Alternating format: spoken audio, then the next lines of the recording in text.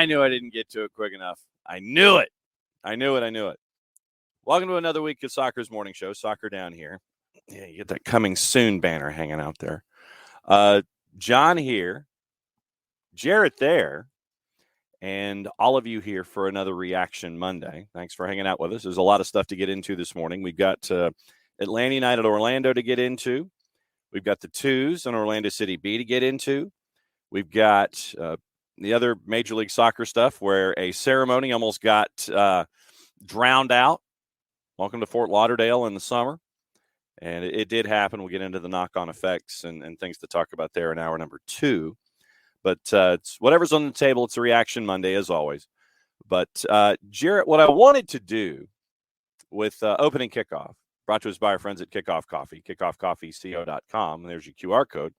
For those of you who are watching on Twitch, and don't forget to use the code SoccerDownHere15. You get 15% off your purchase. And they, in turn, take 10% reinvested into the youth game, youth initiatives that they have earmarked and such. And very, very cool stuff from our friends at Kickoff Coffee and kickoffcoffeeco.com. We got playoffs going on right now. And, yes, Sam Messi is here, and we're all doomed. And we'll talk about it. Trust me.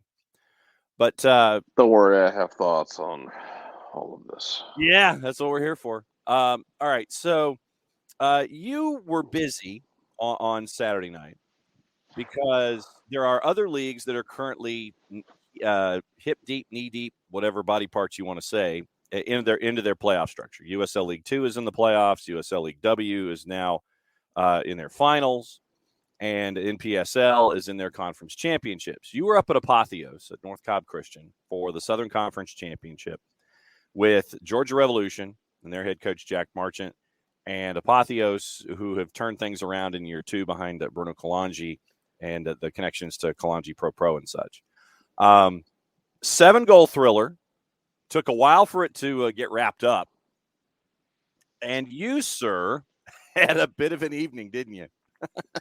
I did. I had the fortune of being at one of the only games that didn't end in misery for me this weekend because this whole weekend was trash. Yeah. On the whole, Atlanta United was it was a tough loss to swallow. Coming on short rest, Atlanta United too.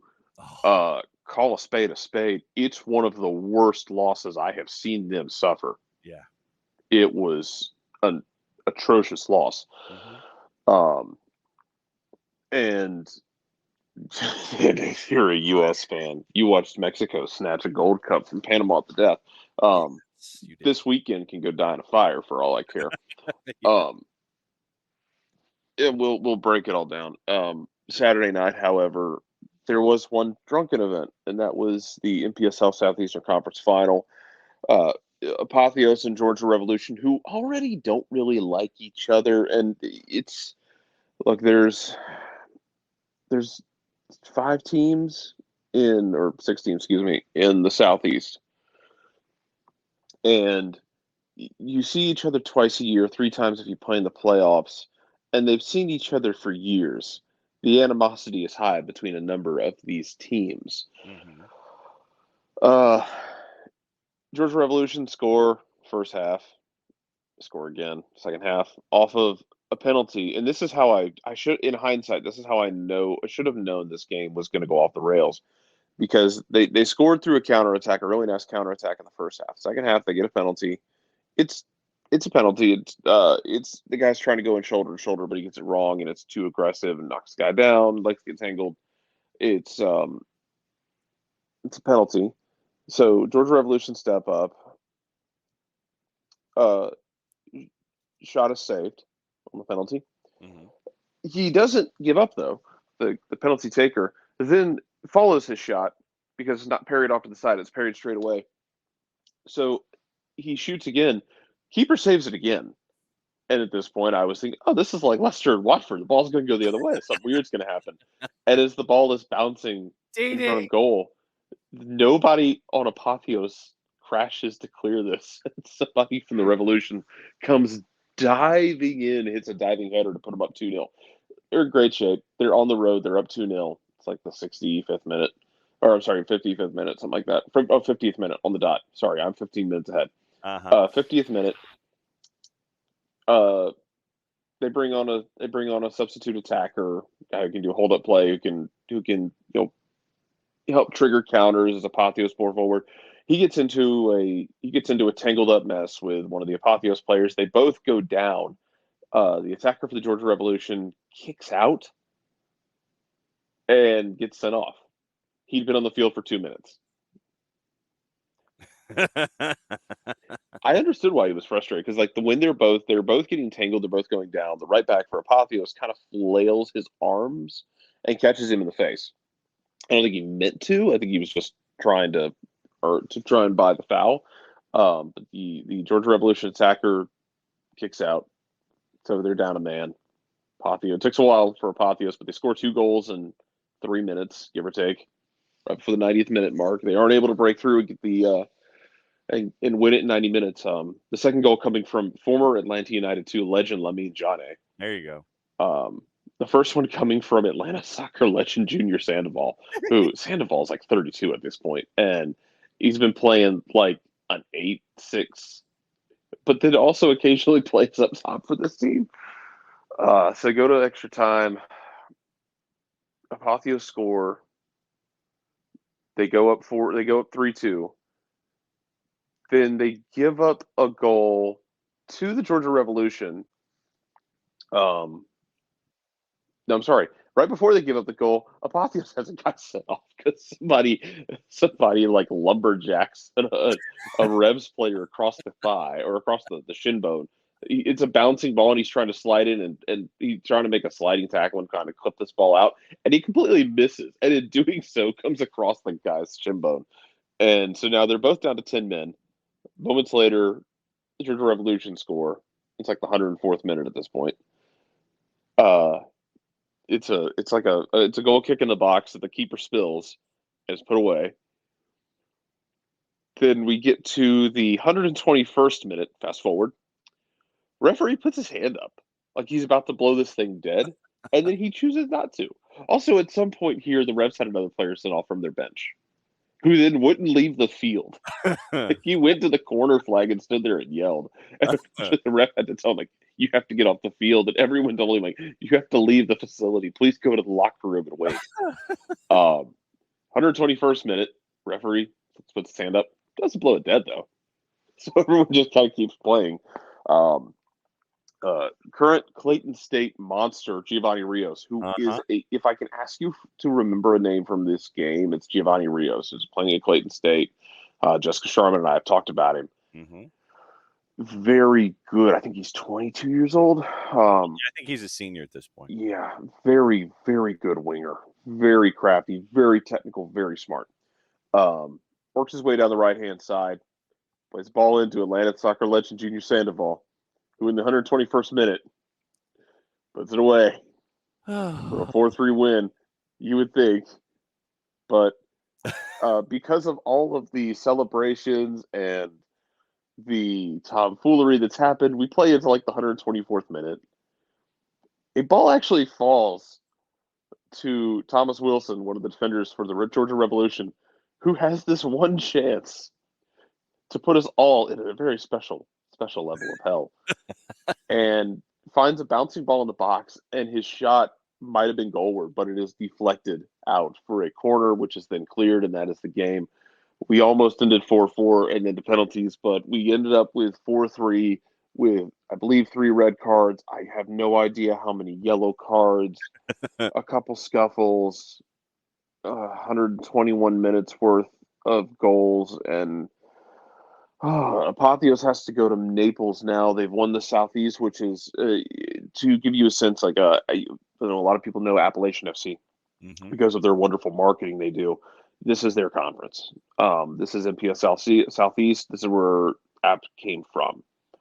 App lost in the semifinal to Georgia Revolution at home. Revolution went on the road with a really impressive win going up to Boone because a lot of people don't go up to Boone and get points. No, it's a tough place to play. This opens the door now for Apotheos that if they can win another game or two, they get in the conversation for U.S. Open Cup play. So very exciting for them. Very disappointing for the Georgia Revolution because look, man, for 50 minutes, they were the better team. and that red card just completely flipped that game on its head. That was a drunken endeavor for all people involved. I don't know how anyone survived it, but other than that, this weekend can go die in a fire. I am staring at the match report given to us by the league. Looks like 2 yellows, 2 cautions for Apotheos. And it was, let's see, 1, 2, 3. eBay was one of them, I know. 5 for the Revs. Yeah, they were picking them up early, too. It was kind of weird. Then they were subbing out guys who had cautions. Yep. So Junior Sandoval and Sumo got your yellows for Apotheos. Mm-hmm. And for the Revs, it was Orson, Jones, Jimenez, Chisholm, and Beam. Yeah, and Chisholm put in a Herculean shift for that team. So did Jordan Beam. Because they both played over 120 minutes on a really hot, muggy night on field turf in Kennesaw. Mm-hmm. Alas. Yes, alas. And so obviously, as we get into the playoffs, we're gonna keep following how things are here in the South region. As Jarrett said, your 4 that have made it to the South region, it's going to be all played in Naples at Naples United. And that's going to be on the 21st, which I think is Friday, if my math is correct. Friday or Saturday? What's the 21st? Man's got to grab a calendar. Friday the 21st. Naples hosts Apotheos, and this is all at Naples. So Naples hosts Apotheos. Southern States is the home team against Brownsville. Obviously, we'll try to get you as much of a preview of all that stuff. I thought the expectation, I thought Lubbock was going to win the Texas. Yeah, they lost 1-0 to Brownsville. Yeah. Yeah, that's a bit of an upset. Because the idea was, talking to people before the game, was that whoever won this was going to have to go to either Lubbock or Naples, and Lubbock losing to Brownsville kind of put it in Naples' court. But you can host.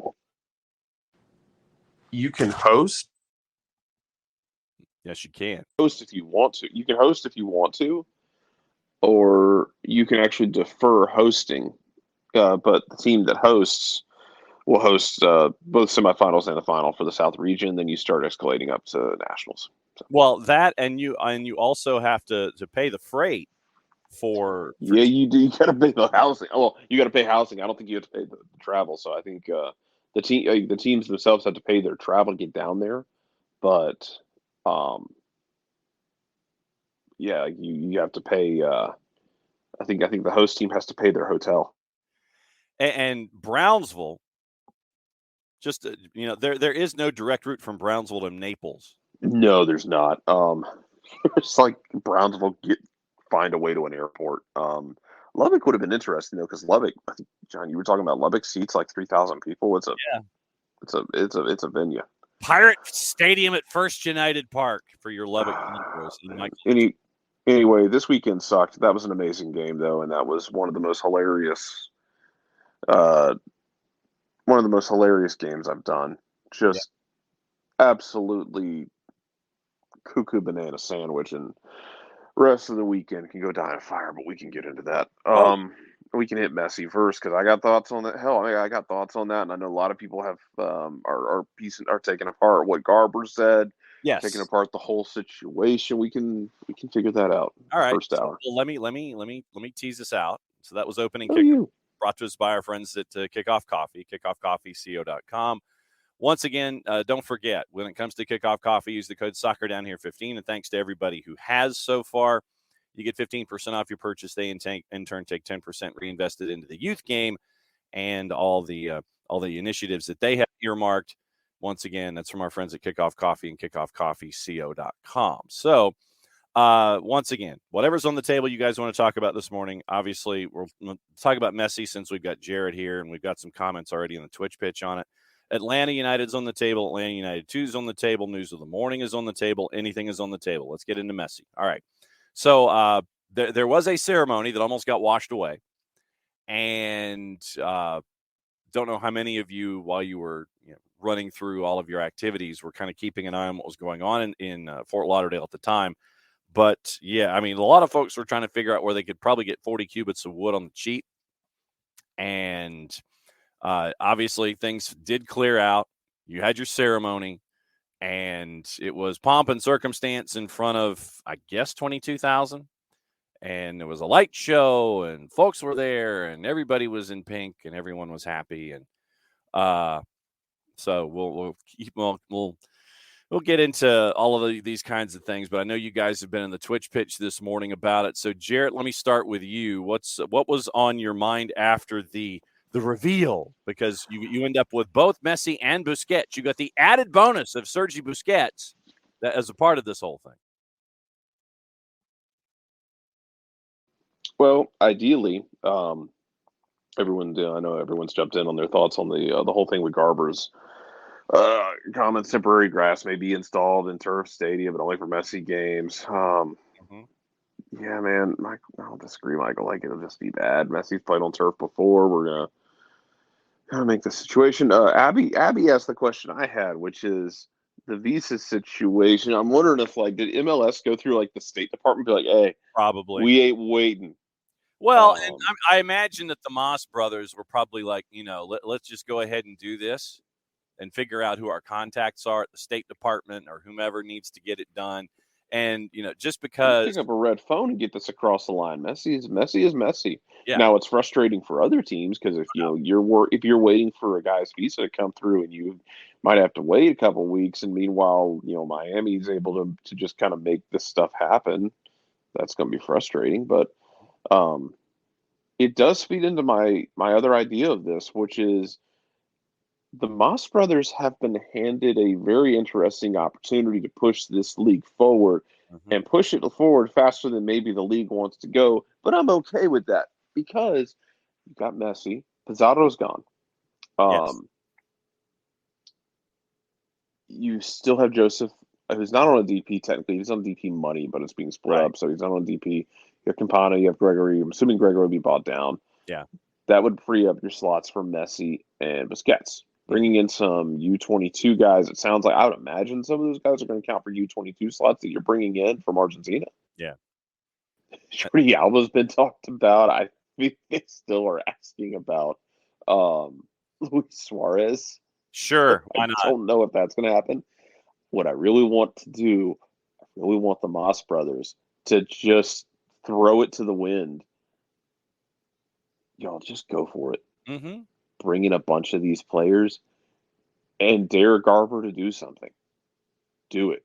I mean, you're to that point right now with your league. This is one of those moments where it's it's, I think, to put it bluntly, it's an ish or get off the pot moment for Major League Soccer. I think that what you've got with the Moss brothers are sitting, it's like, we're going to invest all this kind of money.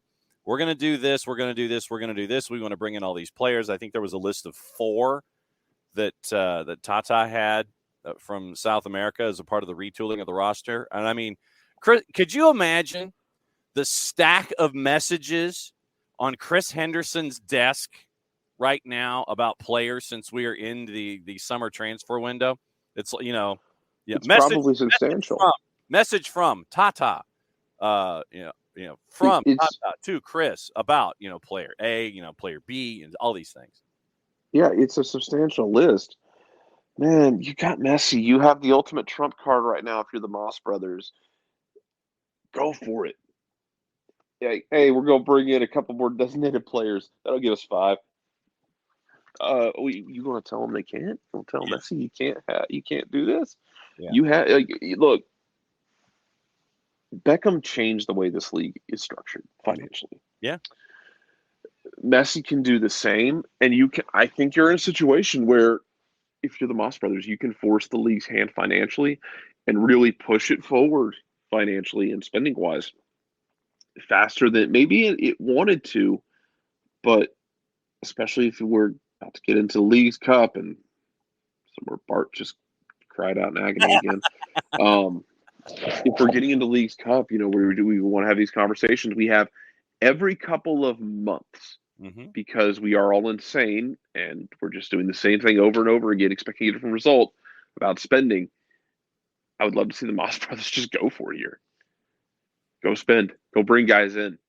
Go just bring in a bunch of guys who are over the mythical cap, Mm-hmm. over the DP cap, and then tell the league, what are you gonna do? Stop us? Yeah. How are you gonna stop Messi? Are you gonna like hamstring us and hamstring Messi and make him play for a team that's gonna finish in the basement year after year? Hey, Messi wanted this, Don. Yeah, go for it. Push the league forward.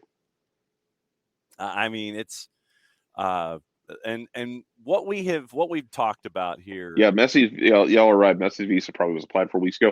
Yeah. I'm still gonna be petty Yeah. because I had a really crappy weekend because I watched a lot of bad results this weekend, and I am not in the right mindset. Yeah, and I mean, yeah, and Jorge Mas, the whole thing about getting it all, take 3 or 4 years to get it all squared away. Yeah, and OG, you're right. It is a good runway for a visa application. Mm. You know, and I know that, and It's still stupid that it takes as long as it does to get anything done in this country. Yeah, and I know that, and I admit that Messi notwithstanding. Yeah, and I'm oversimplifying things, with the whole idea of, hey, here's Messi, and obviously, he's signed now, but if the conversation has taken a couple of years, then the Moss brothers have been clearing the way and making sure that when they were confident that this was going to happen, they could sit there and get all the runways involving the State Department and the ITC and the P1 visa and all those kinds of things to where they can express lane this bad boy, check in with 13 items or less over at the left-hand side of the Publix, make sure that there's one for Messi, make sure there's one for Busquets, have another couple tucked away in a pocket in the glove compartment somewhere. So when it's time to activate those, that they can get it all done. I mean, yeah, I know that I'm probably oversimplifying a whole lot, but no, to get something like this done is going to take a while. And if the Moss brothers were confident that they were going to get this done, then they started. It's like, okay, so this is a done deal, Jarrett. And it's like, all right, we'll go ahead and start the paperwork. We'll work on all the rest of it, and we'll go from there. Yeah, just push the league forward in spending and talent acquisition and talent quality. If you've got a chance to do it, and then do it in a way where the league is not going to say, "Well, Miami can do this, but no one else can." They'll burn down villages in that point. Yes. So do it, push everything forward, and push MLS a little bit a little bit faster than maybe it was anticipating going. But sometimes stuff like that happens. If ownerships don't want to spend, then ownerships don't want to spend, and they can sink for a little bit. Yeah. The article that's been referenced, obviously, by our friends at the Athletic, will obviously get into with all the different points. Yeah. Well, so far, OG says, can we just say that the real winner in the Messi saga is Publix? I'm assuming I look is there. I'm of two minds about this because yes, you're right. Publix did win because shopping apparently is a pleasure, and General Mills apparently too. Yeah. Because it's one of two things. One, people were thinking it was very funny. Messi and Publix is hilarious. Getting him a chicken tender sub. I'm begging you. Love to get Messi's opinion on boar's head meat.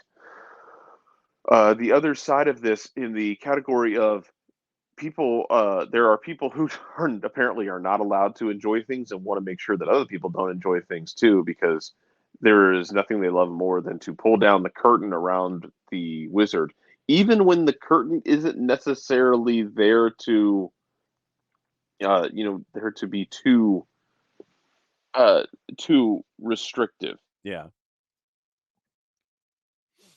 And I think General Mills is a winner because when you got Lucky Charms, in your shopping cart, and I think Crayola, I think was a winner in that because of I think there were crayons in there too. But yeah, you had cereals in there.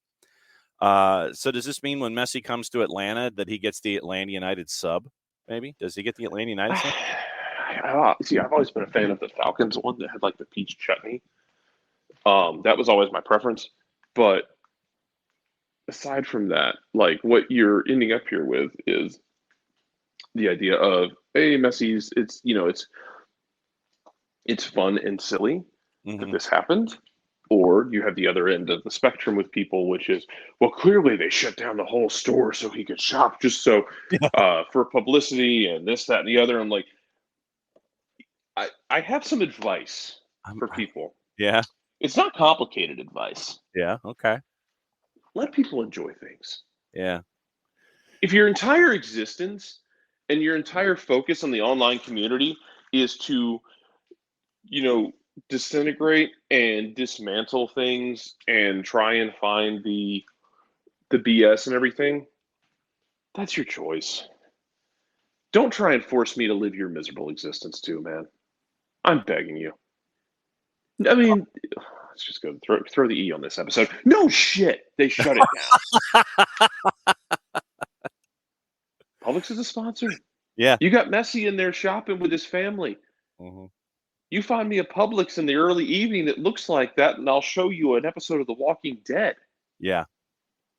Like, no shit.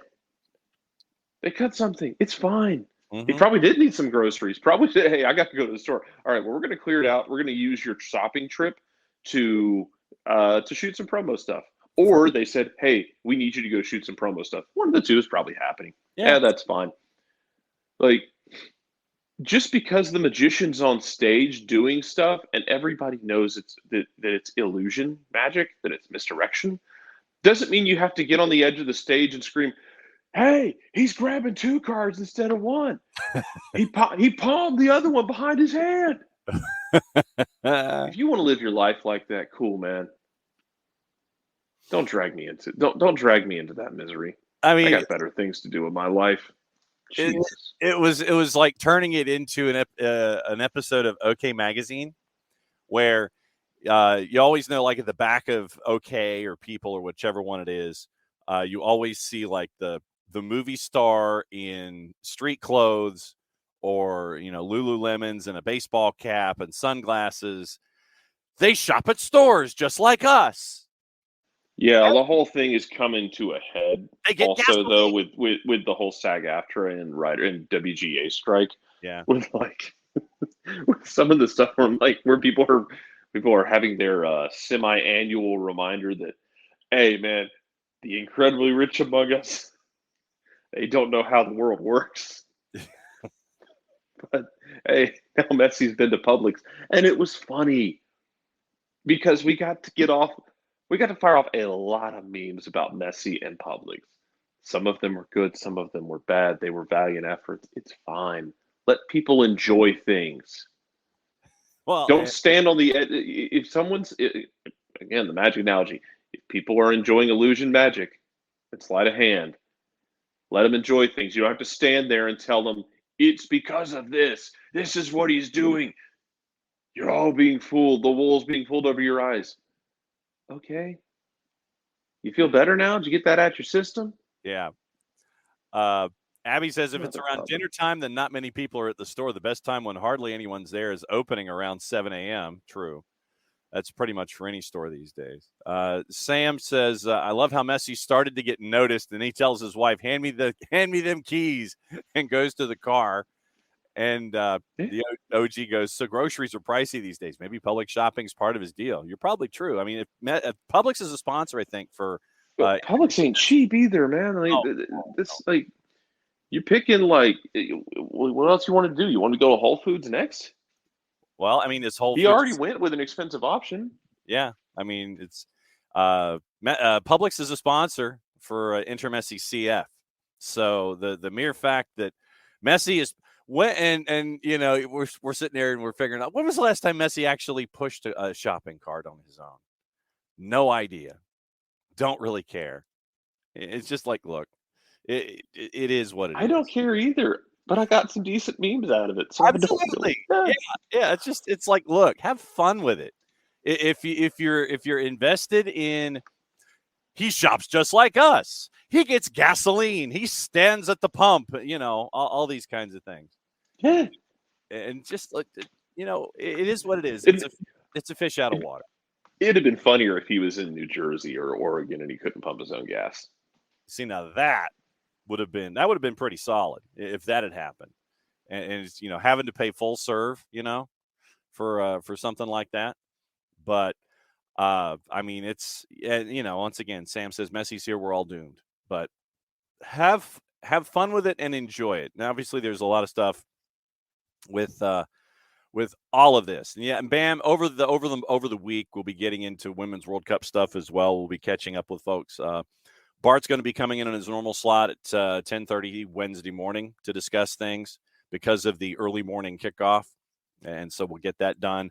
And we'll catch up with Luke Winstall and figuring out what his schedule is. And my guess is that since he's in Australia, it's probably going to be right off the top of shows at 9 o'clock since he's covering the hosts. And then when Bart is over there, we have to figure out 14 and 16 hours what the difference is. Sam, I do like that he goes and gets his own groceries with his family, not one of his assistants. He's a man of the people. Messi's a man of the people. The revolution will be televised. Yes, it already is.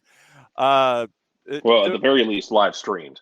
Yes, and We're going to bring back Periscope for Messi shopping trips. Yes, Dunga wants to know why we're talking about Messi in Publix. Only Publix marketing people care, right? Nix is already tired of Messi mania. But hey, you're getting ready for Leagues Cup and the debut, and we'll get into, obviously it'll be Leagues Cup daily as we go through all of that as well. But no, it was just because our universe has cultivated a society at this point with millennials especially that rely and thrive on meme culture. They built this animal, then that's what we are at this point. So Messi goes into Publix. Guess what? These memes are going to get fired off. They know what they're doing. They know how they're marketing. It's what it is. Ultimately, it means nothing on the field. I am still of the opinion with Miami on the field, get back to me next year because I still think there's a lot to clean up from this year, mostly because of the injuries they've had, that Messi ain't fixing everything that is wrong with Miami. That's okay. And travel and trade embargoes and all of the punishments. They'll figure it out. But they'll figure it out. Yeah. They might make some noise at the end of this year. I don't know. The East is pretty damn brutal. Yes. And not only is it pretty damn brutal, it's wildly inconsistent right now. Like Columbus is a really good team. Columbus occasionally is prone to fits of implosion.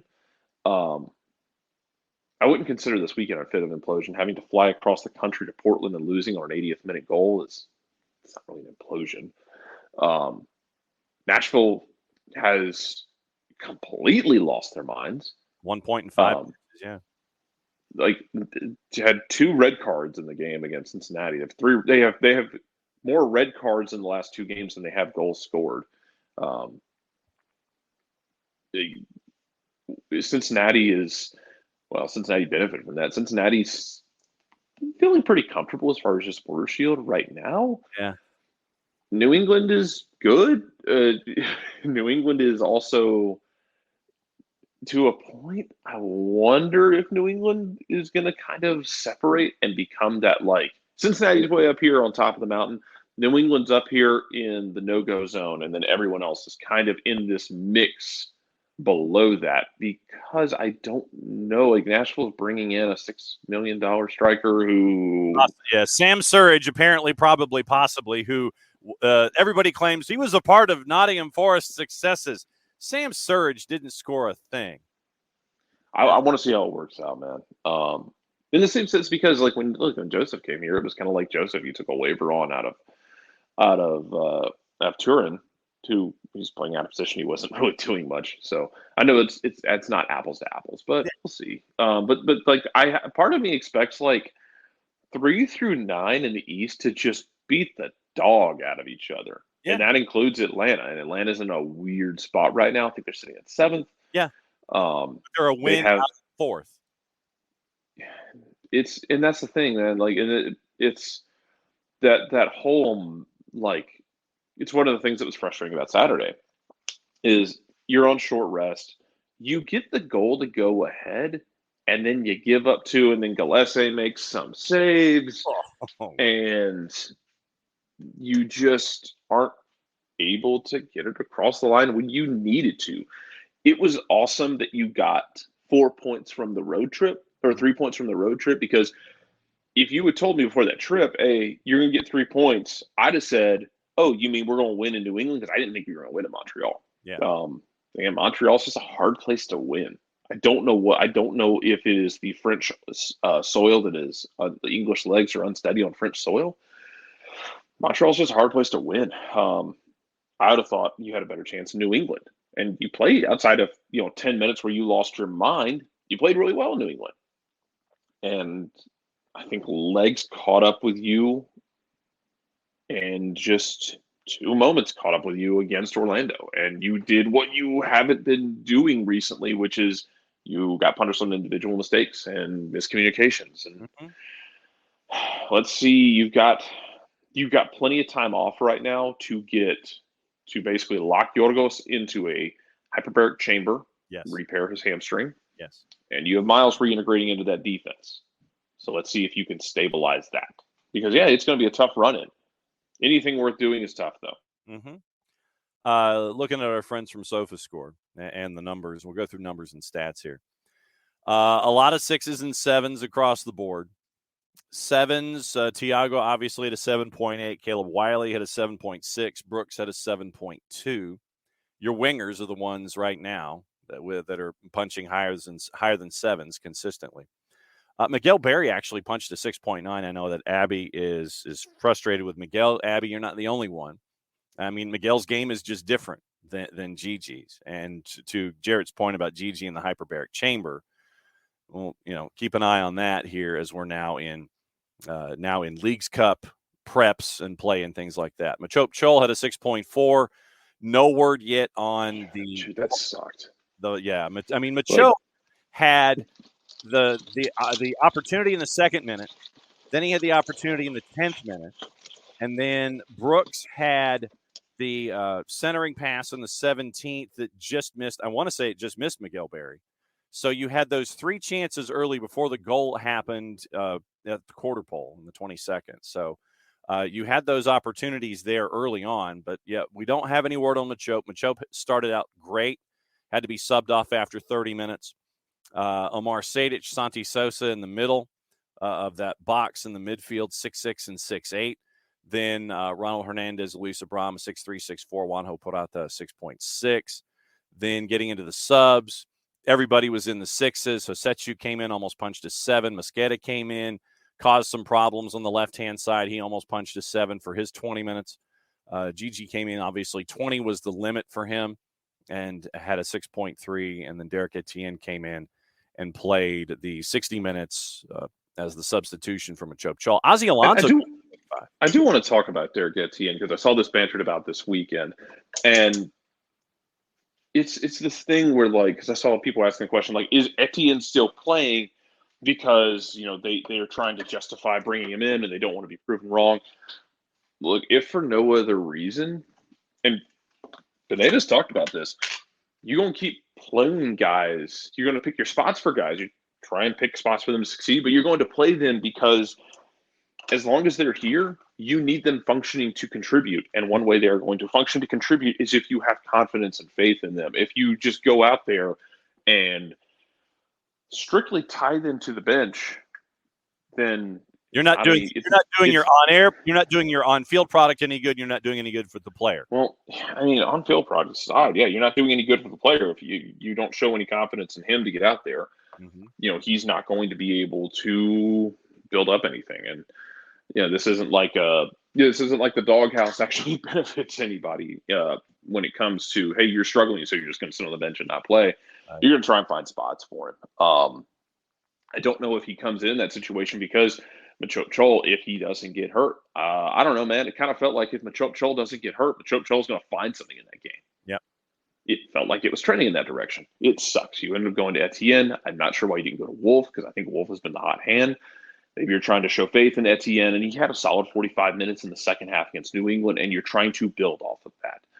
As far as Miguel Berry goes, right now that's your option with your backup striker. I would be very keen on a different option personally as well. I like Miguel Berry's effort. I think he puts in a lot of work. If you've watched him in some games this year, I thought he struggled with this game, but I think he has gotten a raw deal from people in a number of games where if you just watch him, he'll make the run, and it's not getting paid off. Now, either he's making it to a spot that can't be reached at the wrong time or whatever. He is attempting to make the run, but it doesn't get paid off. And you can pick apart why, if that's an issue with him, if that's an issue with communication with, who has the ball at their feet, whatever it might be. But I mean, at this point, if I can get somebody else to grab that spot from him, yeah, be cool with that. I think Miguel Berry can be fine late in games. Like if Yorgos needs somebody, or if I need a second striker on to kind of be that hold up guy and the baby play Yorgos in, cool, go with it. But yeah, I mean, you're going to keep you're going to work with the guys on your roster, because as long as they're on your roster, you don't want to freeze them out, and you're not going to shit on them, basically. Yeah. So it sucks, and it is frustrating to watch at times. I do completely understand, but you're not gonna put them in the doghouse permanently. You got to try and find their confidence, even if it feels at times like you're banging your head into a wall. I know that there was a reason Tyler Wolff his minutes would have been limited. I want to say it had something to do with he did not get back to Atlanta until Friday, I think so. So we'll keep there was a reason, and Doug had mentioned it, and I can't quite remember what it was off the top of my head. I know a lot of folks are sitting there and they're trying to extrapolate points. And to Wiley's point, yeah, like if I had to, I don't know his contract situation, but I would imagine that Etienne, if his contract was a 1-year deal, that's pretty much it. Because especially if you go out, and Atlanta's been linked to the Georgian winger. Lobjanidze. Yeah. Thank you. I couldn't remember his name, and I didn't want to butcher it. Because and we had this whole thing with Pulisic, however he wants to have his name pronounced, because people got way up in their feelings about Christian Pulisic's name pronunciation, and it's not necessary. Listen to what he says. Ask him how he wants it pronounced. Pronounce it the way he wants. The end. If Pulisic is Pulisic or Pulisic is fine with either one, then either one's fine. But don't sit here and try and justify and tell people why one is right or one is wrong when you're not him or you're not his family. Yeah. Anyway, I digress. Depending on how that goes, there were the rumors of Rossi. God only knows what's going to happen with that. Turkey is kind of the Wild West as far as our sourcing goes right now, because we're trying to learn that. We'll figure it out. Man. That's another part of the world that you have to learn when it comes to, trying to figure out, okay, who is what, and where are they, and how many folks, and all this kind of stuff. So, our friends at Sports Digital. Yeah, Sports Digital. That, yes. Exactly. I believe that would be it. But to Wiley's point, I think with what Chol had, and I believe Chol's in the last year of his deal too, of his homegrown. All right. It's the homegrowns. You found Chol, Reyes, Wolf, and Noah Cobb. So you keep an eye on those leading into this season. The contracts that are over at the end of the calendar year: Westberg, Gazan, Ozzy Alonso, Clement Diop, Amar Sejdic, Mateus Osechu, Miles, Jackson Conway, Purata's Loan, Nick Firmino, McFadden. Obviously, Andrew now is gone. Miguel Berry, Franco Ibarra, Luke Brennan. We know he turns into a homegrown deal. That's your that is your end of the calendar year update when it comes to looking at contracts and when they end. Well, we talked about this. I think a week ago, and I'm going to keep harping on it. Depending on what happens this summer with you, do you go get a TAM winger? What do you find in the transfer window? Do you go get because look, I'm not saying it's going to happen. If you can get Diego Rossi out of was he at Fenerbahce? Yes. If you can get him out of Fenerbahce, you do it. Might be easier said than done. If you can do it, you do it. That being said, because that would give you your winger, it also give you another backup forward. Rossi can play up top. Depending on how all that shakes out, depending on how this window shakes out, the winter window is going to be movement. Yes. I would love to see Machoke Chol stay on a second contract. I think this year he's finally healthy. He has earned it. I know he got good reviews in preseason last year.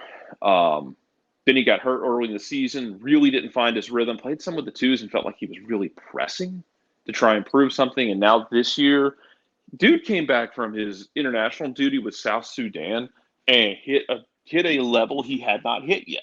Now, Yep. I think that level might be like MLS super sub. That's who you are right now. And that's totally great with me. I need those guys on my roster. I would love to see Machoke Chol stay. Tyler Wolff has blossomed as well into a goal dangerous guy. I think if we're talking about players who are here or not here, like Derek Etienne's one of those that when it comes down to it, at the end of the season, if you have the opportunity for him not to be here, either by contract running out or moving him, I think he's one you move, because I think that he's not shown right now that he is a starter on this team. And I have cheaper and right now more effective depth options. So if I'm going to improve the starting position with a high TAM guy, maybe a DP guy, then I am absolutely looking at cheaper backup options. Mm-hmm. And that's okay, because the thing is, look, we were all excited when Etienne came here. He's a proven MLS guy. He's a good dude. I think he's great for the locker room. I love his personality in the team. And it felt like the right move, and it just hasn't panned out. It sucks, but sometimes those things happen. Mm-hmm. And according to our friends at Transfermarkt, Etienne's deal is through the end of calendar year 25. So that's what you're staring at. But once again, when you look at contracts and the end of contract timelines, it's all about controlling the asset. Keep that in mind. Doesn't matter who we're talking about specifically. You sign a player to a deal for a certain length. It's to control the asset to the end of that contract, in whatever form that is. It's controlling the asset. It's not. In a perfect world, you want everything to work out with every single player for as long as the deals are out there. I mean, Chelsea is signing players, coming into the Boley Clear Lake era. They signed Mykhailo Mudryk to an 8-year deal. What they could do with that is defer the yearly hit on their finances. Then, of course, obviously, UEFA and everybody comes in and around and says, okay, after that, now you can only do 5s, but we're grandfathering all those other ones in. It's to control the asset for the length of the deal. And to Tom's point, saying we need a lot. Yeah, I mean, again, hey, you had Garth pretty much tell you in the preseason, like, look, this is not something you fix over one window. Right. That'd be something you fix over 2 windows. The changes on this roster we're always going to be multiple windows, and it takes time, because you have to let deals get done. You have to let deals expire. You sometimes make short-term concessions for long-term gains, and we'll just see how it shakes out, because man, I have no idea how that's going to look after this winter window. I just think this winter window is going to be very active, and a lot of decisions made. People might like some of them. People might not like others. That's just part of it, man. Yeah. But I do think it's gonna take multiple windows. John. Abby sent you the pronunciation of the Georgian player. Well, I looked at it and I was like, deceived. Well, I looked at it and then I was like Saba, and then I was trying to figure out, since it was Georgian, I'm like, okay, so Lobjanidze. Abby said I was close before she sent the pronouncer, because when I said it as Saba Lobjanidze, she said I was close, and then she sent me the pronouncer after the show was over. So, and yes, Bam is going to be in hell if Rossi came to Atlanta. Yes. Which I think Bam would be. I think Bam and LAFC in general would be in hell if Rossi's anywhere other than LAFC. Mm-hmm. Which I would understand, because dude was really, really good for LAFC. Mm-hmm. And you would love for him to come back, because, my God, LAFC's attack, if you were able to get Now that you have Bayanga doing what he's doing, if you were, I think, able to get Rossi with Vela, and now I believe they've been linked with more star power moves. Like, Yeah, of course. hey, dude, hey, no, I'm not criticizing it. No. I mean, if that's Go for it, LAFC. you're running that. Go for it. I mean, I'm not one to sit there. Hey, doing that won them a title last year. Last time I checked, the trophies still stay up. Yeah. It's the same thing with with any trophy, with 18 here, with LSU's weird ass national title. It's still near and dear to my heart. Hey man, I don't care what happened afterward. Trophies fly forever. The banners fly forever. Mm-hmm. Sometimes I got to make a deal with the devil that means the Braves are going to lose every series to really bad AL Central teams. That's fine. Whatever. See, you're getting all giddy about all this kind of stuff. I've gone back over the last. It's just long term. It's just long term chaos with teams. Yeah. What it's all very stupid. It all should be taken about it. Like I don't know, man. Like I don't know what the window is going to end up looking like here. And some of it might be you have plans for multiple moves, and some of them might fall through. You see what you can get out of it, and you make the plans for the near and the long term and the long future. So, however that happens, it happens. We'll have to see. Yeah. So you're planning two separate tracks, and so it's the elements that are attached to all of that. It's like, all right, so how can we fix things in the short term, looking toward a longer term solution as you go. I'm spinning through the last 24 hours of our friends at Sports Digital. We have Sports Digital. I think that's right. I don't know. We have no Turkish league updates on anything going into Major League Soccer in the last 24 hours. But for those of you that want to keep an eye on what we've been looking at, it is Sports Digital with an E at the end of it.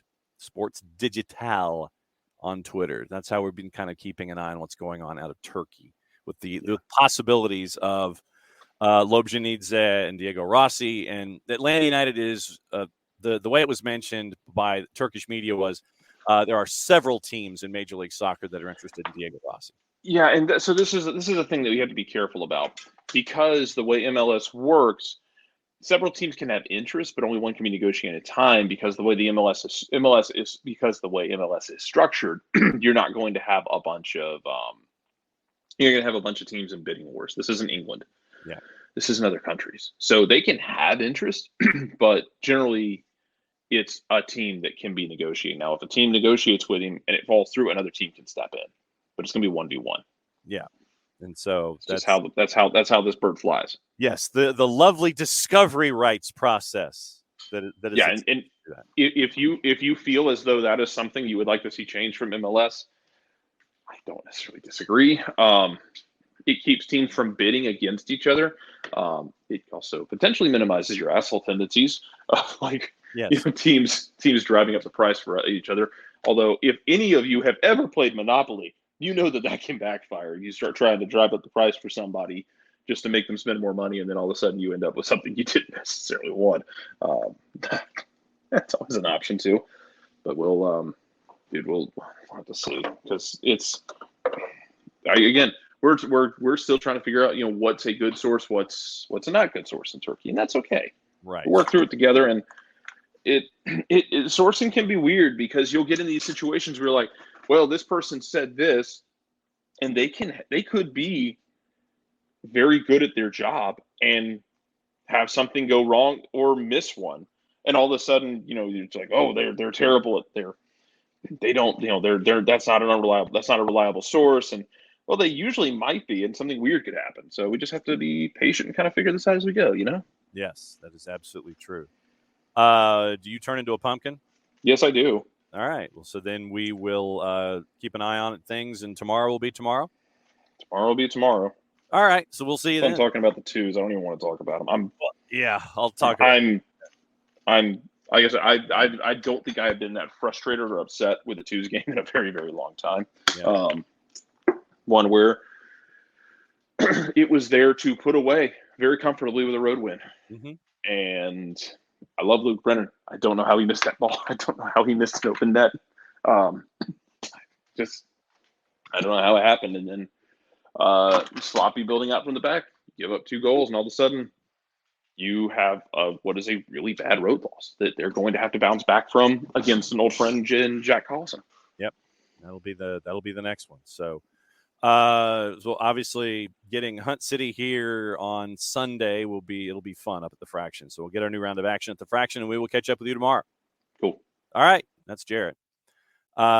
So to answer the question that has been posed, midway through November of 21, 4-year contract extension. So that's what you're looking at. 4-year contract extension. So the middle of November 25. So something like that.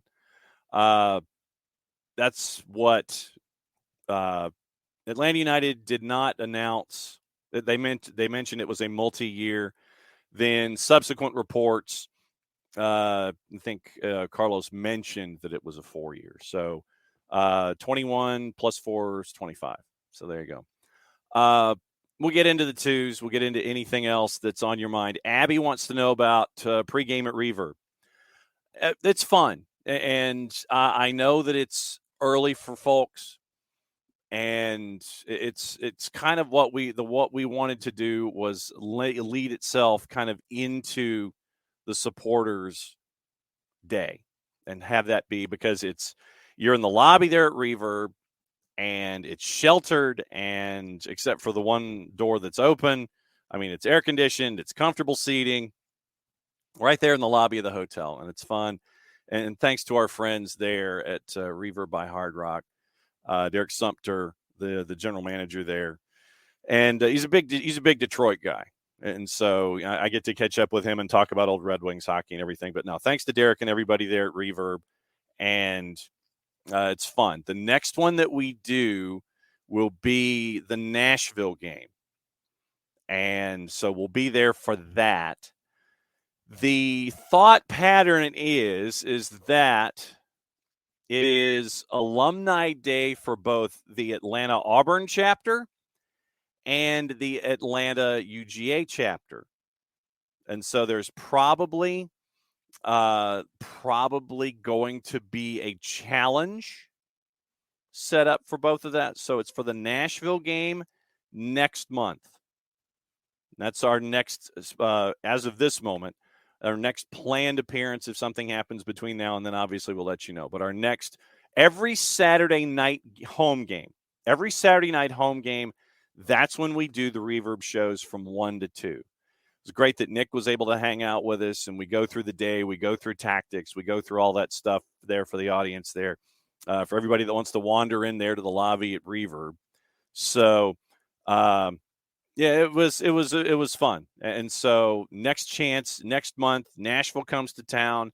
If you know anybody that went to Auburn that's a part of the Atlanta chapter, know anybody that went to UGA that's a part of the Atlanta chapter, they're probably going to do it more organically than we will, but they're probably going to turn it into more of a challenge. Then maybe they'll yell at each other the entire time, and we won't get to talk soccer, and you'll be just talking about college football because it's August. You're getting into right there just before the beginning of college football season. So thanks to everybody at Reverb by Hard Rock. Thanks to everybody that came by. It's from 1 to 2 on your Saturdays before the Saturday night home matches, because we end at 2 o'clock. The gates open in the supporters lot at 2:30. Gives you just enough time to kind of get hydrated, get all settled down. It's a downhill walk from Reverb to the supporters group lot. And so then supporters groups can go off and running and do what you guys want to do. But 1 to 2 Saturday night home games. It is fun there at Reverb, and thanks to everybody who watched as we stream them like we do here. And at the same time, thanks to everybody who came by, and we're really looking forward to it, because there's another date in September where some dude is coming in who just signed a contract with his club. And they made a big deal out of it yesterday. You might have seen it. He's gone shopping in South Florida. We're going to be there. And he apparently has a relationship with Hard Rock because literally there's one of the light boards inside the lobby that has him wearing his own personalized gear that's attached to Hard Rock hotels. So you got the match with Nashville. September, there's the one with that messy dude. So we're going to have all of that stuff. So it'll be fun. But no, thanks to everybody. No, Tom, they do not count against the cap. But so that's where we are. Since we are at the hour mark, that means one thing. It's time to read a promo. Let me get my music squared away here, and we can get it all figured out. So I wish it would just stay where it was. Every single time you got to lower it down, and then there's no such thing as a slow fade. Here we go. For odor-free, clean, fresh air, one place you need to go. It's a Lemonize service. QR code over my left shoulder for those of you watching on Twitch. And a Lemonize service deodorizes enclosed spaces like houses, apartments, and condos. They've created a customized solution that eliminizes all organic odors, including those like pet cigarettes and food. Realtors and property managers use the Lemonize service to eliminate bad odors to help them sell or rent their homes that much faster. It's a turnkey process, makes it easier to work with said realtors and property managers. Kind of the environment we like that. Very green way of going about getting rid of odors without any kind of toxic residue whatsoever, different than Febreze or your favorite masking agent that you may have under the sink or above you in the cupboard. Because when you reach above you in the sink, below you in the sink or above you in the cupboard, I'll get it figured out some Monday. And you pull out that masking agent and you spray it in the air. And there's a reason they call it a masking agent, because you're masking the odor. You're not attacking the problem, like our friends at a Lemonize service do with their proven scientific formula. Pricing very, very easy, one of two ways, either by the cubic foot or parts per million to come up with a price that's affordable for you, offering results in 24 hours or less. If you have any questions, frequently asked or otherwise, one place you need to go, it's the website, and this is where I grab my pen. Website, it's a lemonize.com, but after the .com, go /Atlanta so they know what part of the world that you are addressing them from so they can help you with your issues. Full homework assignment. ELIMINIZE.com /Atlanta, lemonize.com /Atlanta for odor-free, clean, fresh air. Lemonize service, proud sponsors of everything here at SDH on a Reaction Monday, over, under, or on par.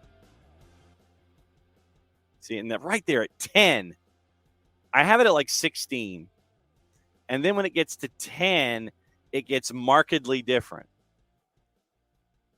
And that's 5. And then you go, and it's just like, there's no such thing as a slow fade with that thing. So, you sit there and you try to figure things out. You think you've got it figured out, then of course you don't. Once again, any questions that you guys have about the weekend, about Atlanta United, we'll get into the twos here to start hour number 2. And we had the match last night from Osceola Heritage Park on the SDH Network. You can go back and listen to it. Go back to listen to any Atlanta United 2 match here that is in the archive. And thanks for downloading the Spreaker app out of the Google Play Store. Things are a little weird with Apple. When you go to the Apple Store, you go to Spreaker, the host of the SDH Network. It's speaker with an R right in the middle. Go to the Spreaker app, download it, and then do a search for Soccer Down Here and for OSG Sports for things that are not soccer-based.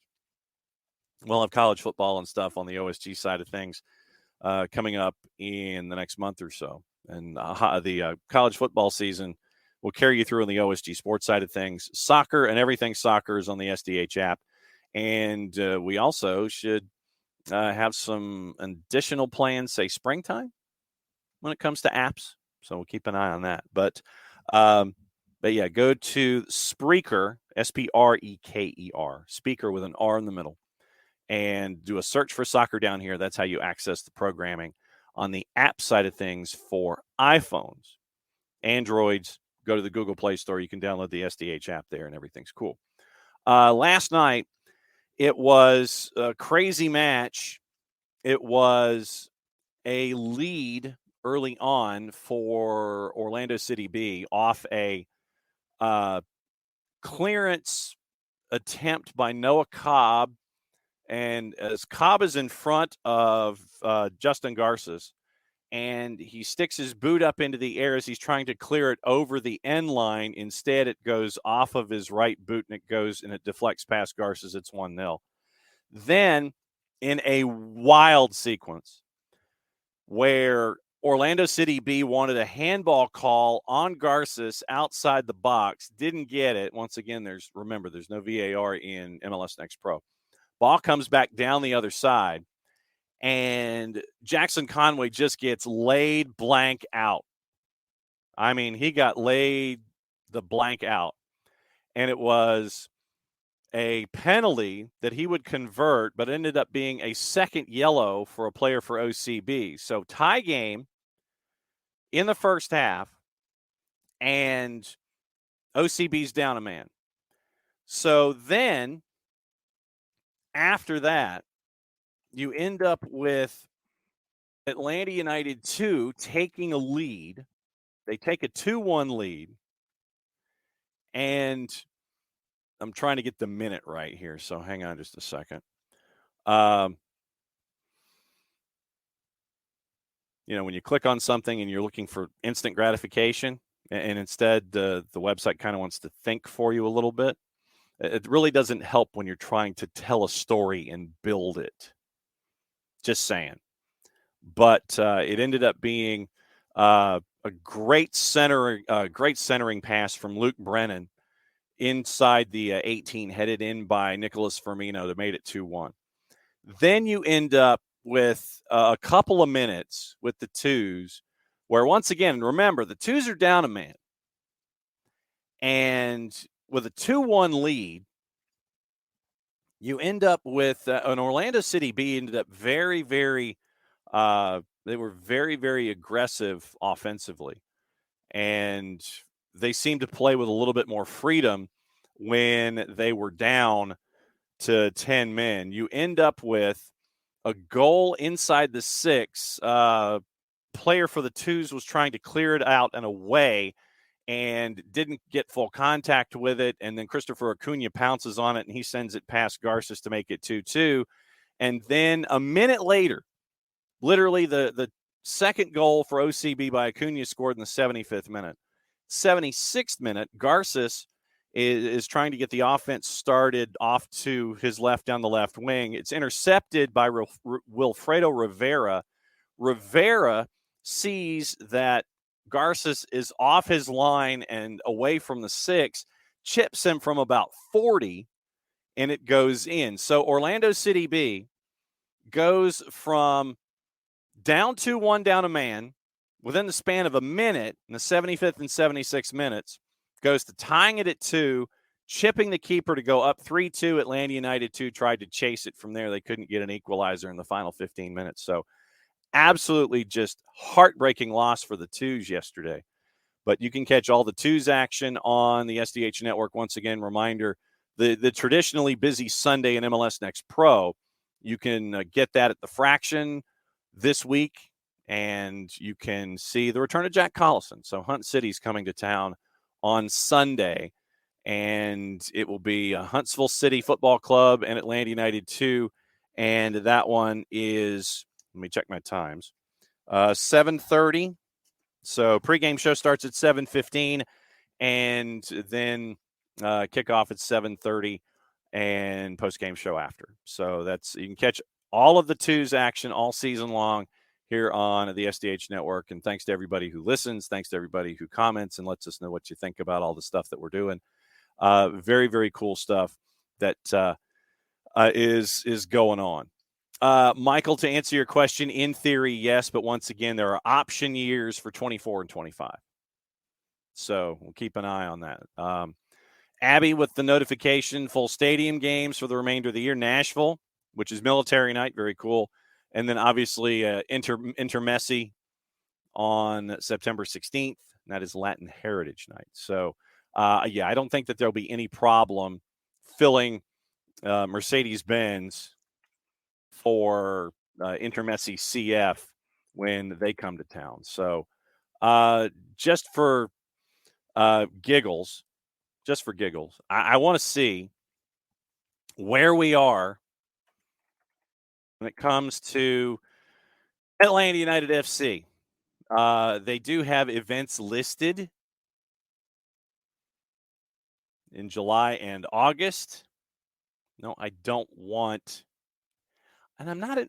Where is Brook Hollow, Georgia, by the way? I have no idea. I have no idea where Brook Hollow is. All right, so finding tickets for September 16th. Good question, Tom. I think it was club. I thought it was club options, but I can go back and check real quick. Availability and pricing subject to change. Get-in price in the 300 level for Intermessi CF is $134, and that is without service charges. You got verified resale tickets, get-in price at $134, and it goes up from there. Just to give you an idea, the 100s, club level, club seats $780. Club 128, the Truist Club, all inclusive for $2,000. Club 129 for $900. 826. 350 to get into section 125. 870 in club 126.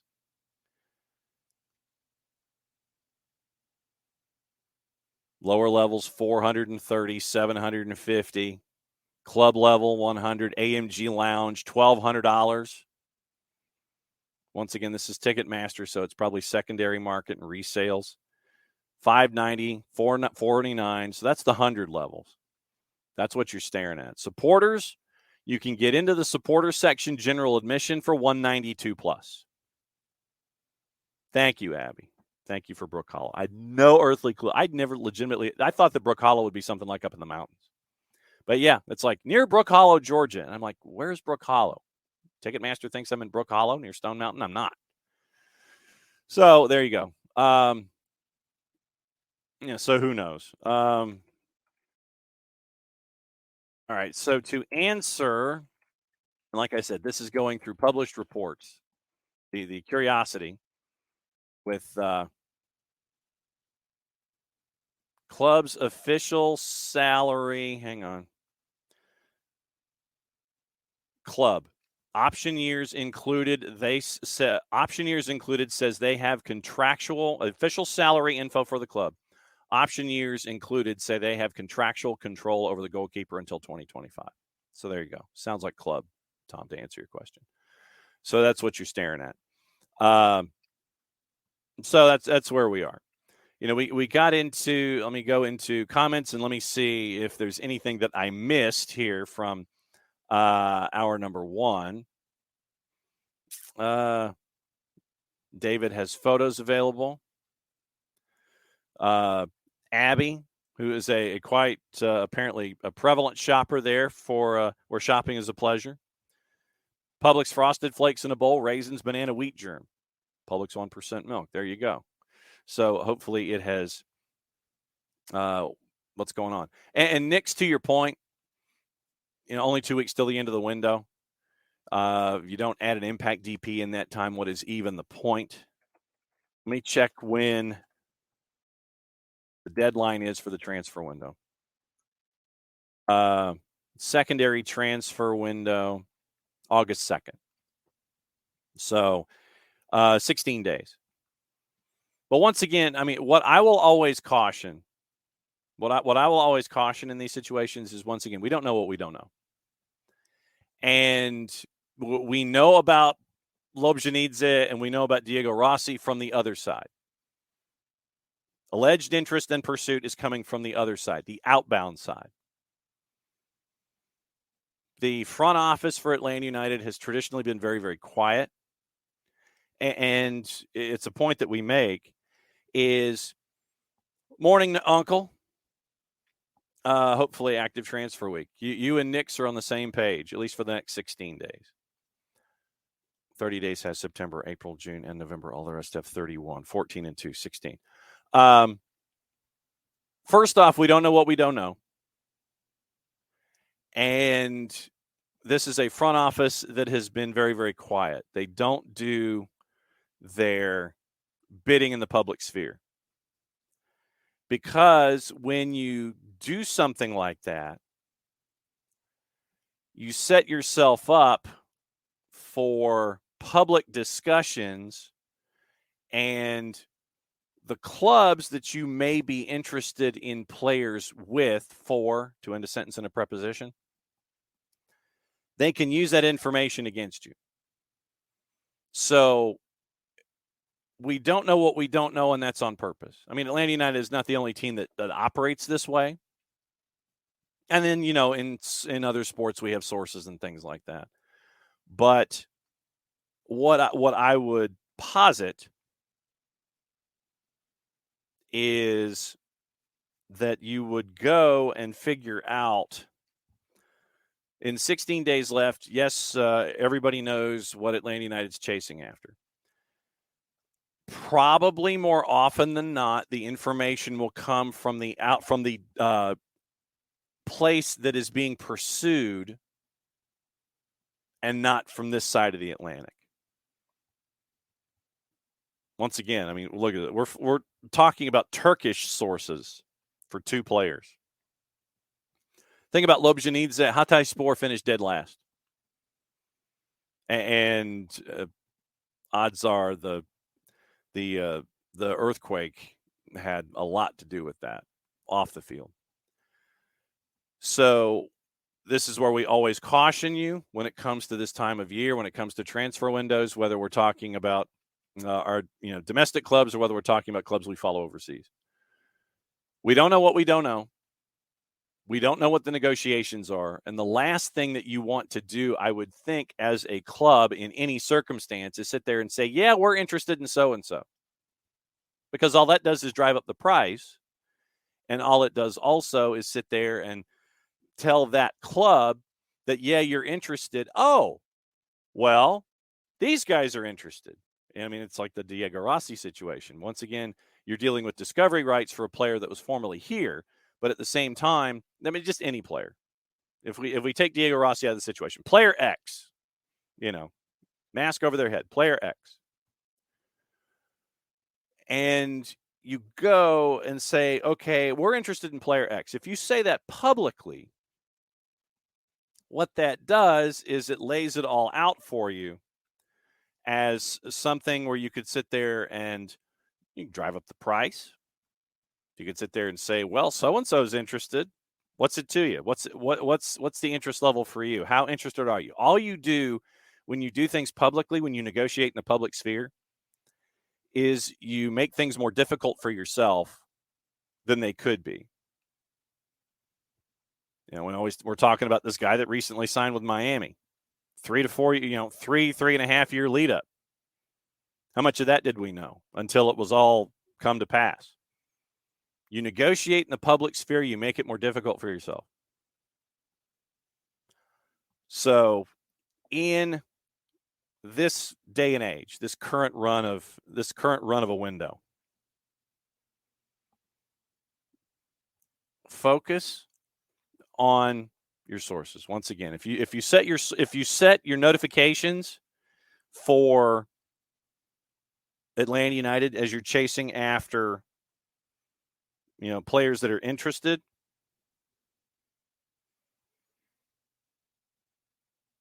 just focus and pay attention on those. Look at your sourcing. Look at your information coming from outside in, because it doesn't do a team any good to have information go inside out. 16 days left in the window, and I know that Uncle is mentioning about folks that are inside the league, it might be easier to navigate things like that. Possibly, unless you're really looking for a particular kind of individual and you really have your heart set on somebody that isn't also a part of the discovery rights element. So keep an eye on that as well when it comes to all the players that could be chased after in a situation like this. So just follow along. And because you don't hear anything from Atlanta United, doesn't mean that Atlanta United is not doing anything. That's probably the way that I would phrase it. Just because you don't hear anything doesn't mean that nothing's happening. For like a triple negative, so my mother will really be mad at me. So just keep that in mind when it comes to transfer windows. You're dealing behind closed doors. You're dealing on red phones, WhatsApps, those kinds of things. It's not in the public sphere until the rumors circulate, like we've been talking about with our two Turkish targets. Well, and Emilio, to your point, Emilio doesn't look for public rumors. Well, but once again, I mean, you mentioned the idea more you feel that it's not going to go well because it becomes rush signings, third choices, etc. Possibly,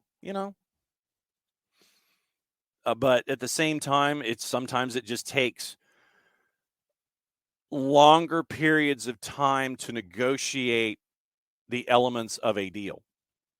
And then because of that, maybe you have to. Well, I mean, remember the Yakimakis deal. I mean, remember what happened with Gigi. It's like you get the conversations about Urawa Red Diamonds, and you have to slow down to say that out of the J League. Those conversations, they took a while. It's like Gigi's interested. He wants to come to Major League Soccer. Urawa Red Diamonds. They're interested here. Then the price gets driven up. And then it's like, okay, and that's the element that I think that you're looking at when it comes to later on in a window if you're chasing after a player. It's the price. Because the team that controls the asset, there's that phrase again, the team that controls the asset is in charge of the direction. It's like, okay, well, if you really want him, what's it worth to you? That's what you're running into if you're chasing after that one player that you really want and the team is kind of holding them back a little bit. The pricing is what it gets to, especially as you get closer and closer and closer to the end of a window. Tom, yes, check your sources. Check your sources. Because there was Tom Bogerl. We'll see if I can type it out here real quick. So, Tom Bogerl. That's what it was. It wasn't a T for Tommy Scoops. It was an L. So it was Tom Bogerl. And you're going to see that. Keep an eye on that for the next 16 days. Tom Bogerl said that Hani was accepting the offer to the Qatari Super League. But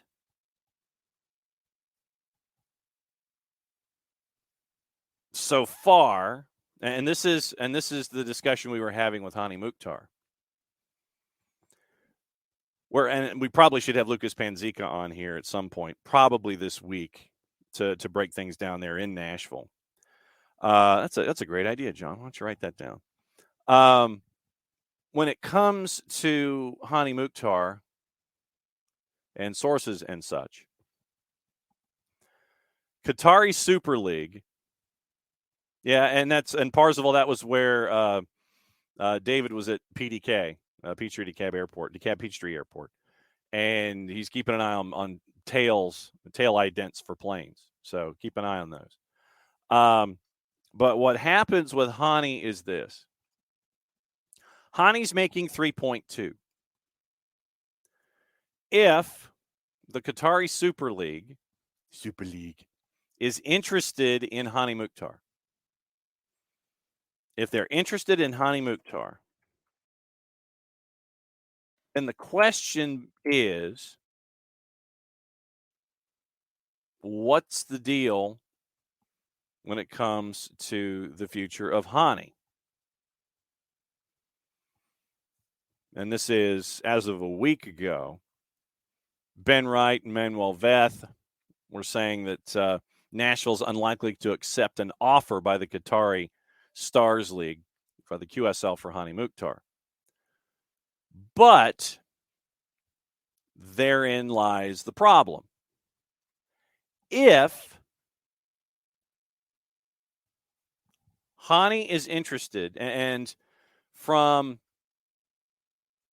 all indications, Hani's recently married to a woman who's from the southeastern United States.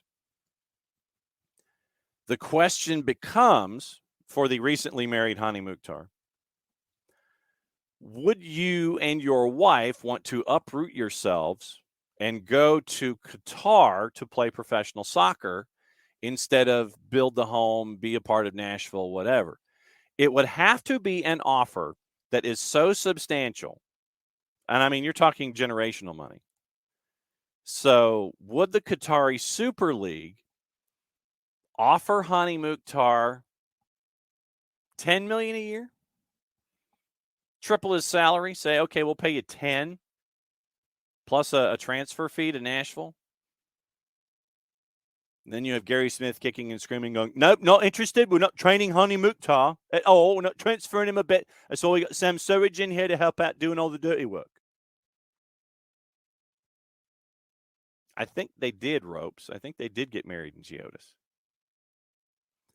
But the question is,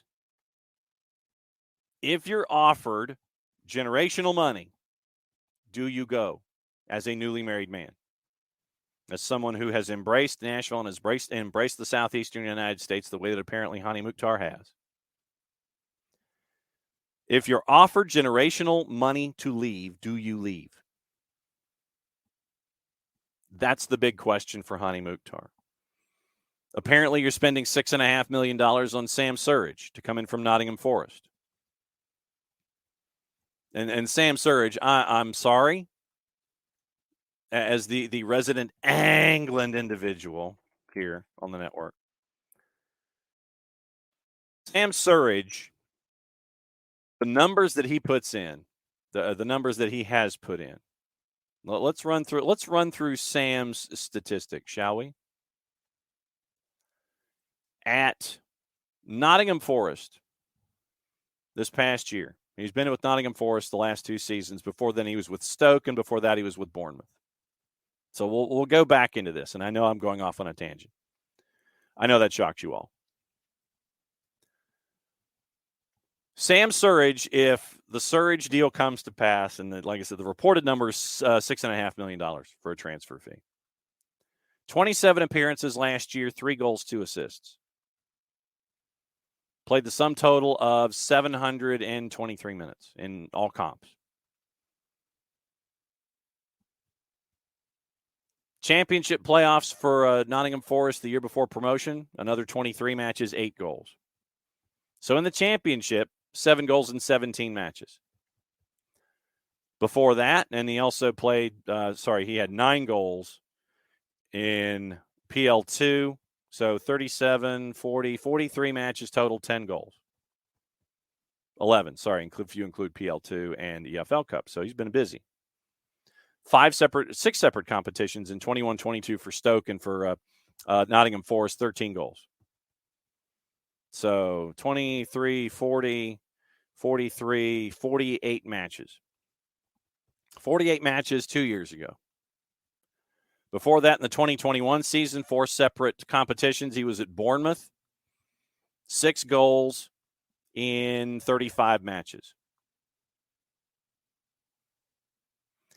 Sam Surridge has not played more than 2,000 minutes in a season for any club in 6 years. And that was with Yeovil Town when he was 18 in League Two. Started in League Two for Yeovil Town, 41 matches, 8 goals. Played in 53 matches 6 years ago, 10 goals, 6 assists. But in the championship and at Nottingham Forest, and everybody is apparently saying so many great things about Sam Surridge right now, he has not played over 2,000 minutes in 6 years. And last year for Nottingham Forest, only played 723 minutes. And this is the solution that you have to do the dirty work up top for you if you're Gary Smith. take all the pressure away. And Surridge is a center forward. So you would probably have Hani play behind Surridge. And Surridge does all the dirty work, clears out the space. Hani works in from behind in a perfect world, and they do what they do. So we'll see. But, $6.5 million for someone who hasn't played 2,000 minutes in 6 years and only played 700 plus last year in all comps for Nottingham Forest. And all of the publicity overseas on Sam Surridge, vital scorer to Nottingham Forest staying up in the Premier League. Someone should tell Brennan Johnson about that. By the way, Brennan Johnson linked to a £50 million offer from Brentford. They ain't messing around. They don't have Ivan Toney for forever. They're going to drop $50 million if they can get their way on Brennan Johnson. Steve Cooper's probably sitting there going, nope. We'll go over gossip, rumor, and innuendo here coming up in just a little bit. But yeah, Parsons, we need to pay attention to tail idents for planes and keep an eye on that. But this year, like I said, there's all of that stuff. Keep an eye on it. Abby wants to know the possibility that another Leagues Cup is here versus Miami. Let me check the grid and see if there's something like that is possible. Because, okay. Let's see. South. The South bracket is S3. So it would have to be the winner in S2. Out of the group stage in the bracket, it would have to be, let's see, S3 second, S3 winner. So it would have to be in the round of 8, Abby, to answer your question. Because of the way things are, as the bracket was released, and I'll post the link here in the Twitch pitch. Schedule in the bracket lays itself out like this. Atlanta United, Inter Messi, CF, and Cruz Azul are in South 3, low right part of your bracket. Atlanta United would have to win the group, I would imagine, because if you're the second place team, you wouldn't get home advantage over the first place team in your group. So Atlanta United would have to win S3. Inter Messi would have to finish second in S3, and it would be in the round of 8 where they would play. In the playoffs, let's play the playoffs out here a little bit. South bracket S3, low right. If Atlanta United wins South 3, then their path would go like this. They would play the winner of South 2, which would be a combination of Houston, the purple team, and Santos Laguna in the first round.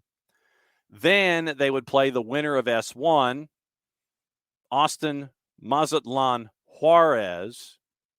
S4 is FCD, Necaxa, Charlotte. So you could have some interesting stuff there. So the S2 winner plays the S3 winner. Atlanta United, if they win the group, they would play the winner of S2, Santos Laguna, Orlando City, Houston. Get past that, it's the winner of Austin, Mazatlan, Juarez, and the second place finisher in FC Dallas, Necaxa, Charlotte. That's if they win the group. That'd be the upper mini bracket in the South, low right. If they finish second in the group, then they wouldn't get the home game. Then Inter Miami, the winner of the group, would follow that path. Second place in S3 would go like this. You get the winner of FCD Necaxa Charlotte. You get the winner of S4. Then you'd play the second place team in the South 2, Santos Laguna, Orlando, Houston, or Pachuca. Pachuca, the Liga MX champ, is low right. Their first match would be against the second place team in S2.